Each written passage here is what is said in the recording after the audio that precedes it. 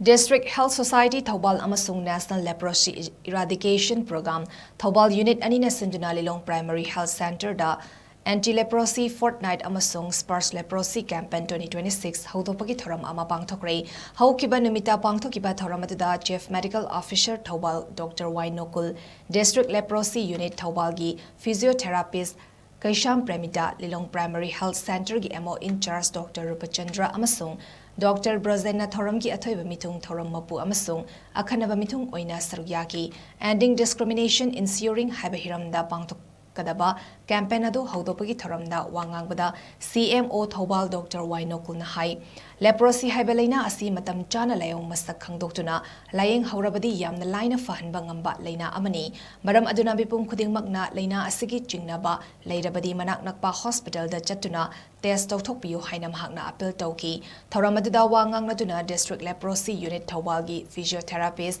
Kaisam Premita na haikibada Leprosy laina asi malemgi oina lakliba kumja lisangani kuntra da mutatnaba pandam thamli India gi oina di malemgi oina thamliba pandam asigi mayukta lakliba kumja lisangani kuntareta mutatnaba pandam thamli maramaduna district asigi miyamna lengakna thamliba Pandamasi fangnaba honabada mating pangbiyu haiki lorina Thouram aduda leprosy laina dagi fagalaklaba miyoi singda achamba khudol pidunai kai khumnaba utki